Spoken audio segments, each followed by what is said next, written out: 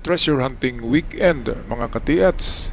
Ito'y part 2 video ng ating in-upload kagabi. Kagabi ang ating topic ay tungkol sa paano natin titingnan ang ating hukay na kagaya niyan kung ang layer ng lupa ay natural lamang ba, hindi nagalaw o nagalaw, may backfill o wala, merong mga signs na iniwan ng hapon. Yun ang ating episode kahapon at ngayon ito yung finale. Pagkatapos natin na i-analyze yung klase ng lupa na nahukay sa lalim na 3 meters, ang konklusyon natin doon kagabi ay hindi nagalaw ang lupa. So walang disturbo, walang disturbance sa lupa.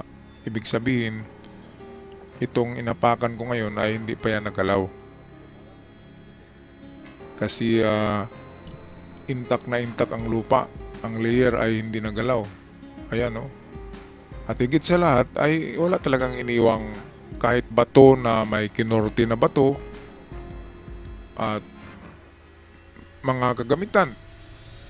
Ang malimit na iniiwan ay mga basag na buti na kulay green, kulay orange, brown, yung mga ganyan na kulay. Minsan plato at mga jars na basag. Sake jars, yung jars ng rice wine. Yun yung mga binasag. Kung merong ganon sa 2 meters deep, sign yan na merong ibinaon. At yung mga black soil, mga uling, di ba? Mga putol-putol na kahoy o mga tabla na palutsina. Kung merong ganyan, magpatuloy tayo. Pero, para makasiguro tayo kagabi ay sabi ko mukhang wala ito. Dahil wala nga mga signs ang hukay ngayon. Para hindi na tayo mag-iisip ng kung ano-ano sa isipan natin at makatulog ng mahimbing, ay atin na ito i-detect using Nokta Macro Geotech. Ang geotech ay mabisa yan sa 4.5 meters deep. Kayang-kaya niya yan. At full sensitivity ay 5 meters. Kaya kung meron pa dyan, ay mahagilap na yan ng itong hawak ko ngayon na detector. Binili ko to noon sa Bourbon Electronica.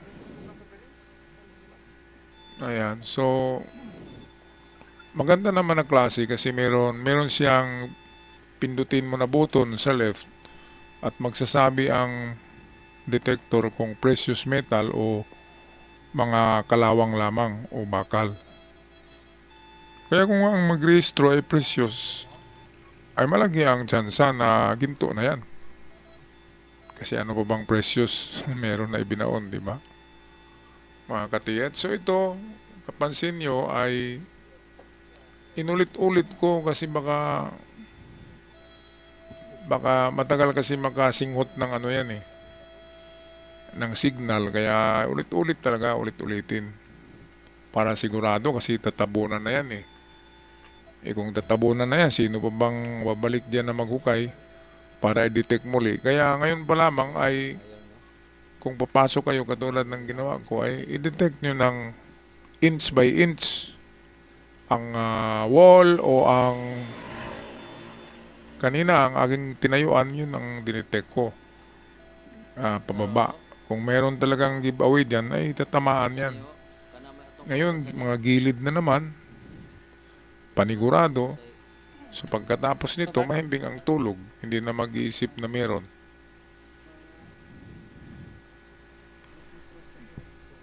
So meron siyang malakas na iron detection. Yung tinuro ko sa harapan ko, merong iron, malakas ang metal. Pero hindi precious ha, mga ka-TH.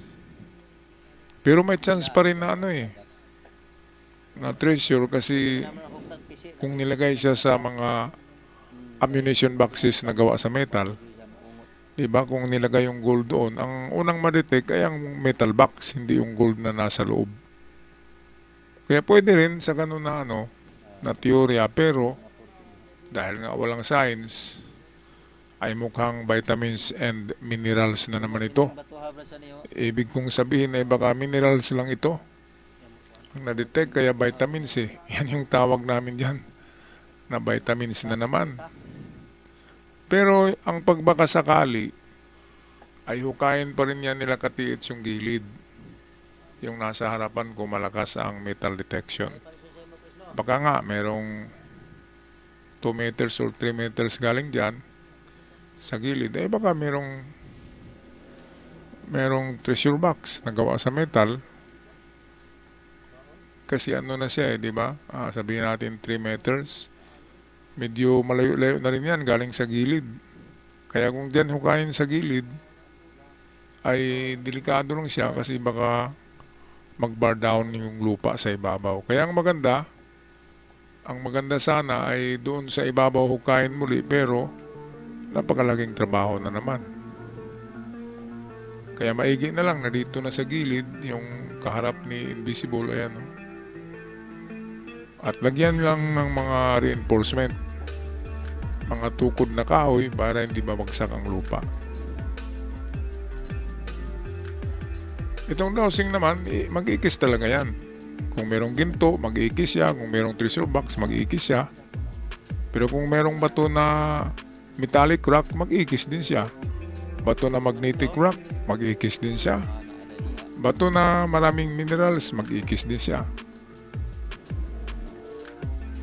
Kaya hindi natin ma-sure. Pero sa aking metal detector ay hindi siya precious. Ang malakas lamang ay iron. Kaya pwedeng minerals and vitamins na naman ito.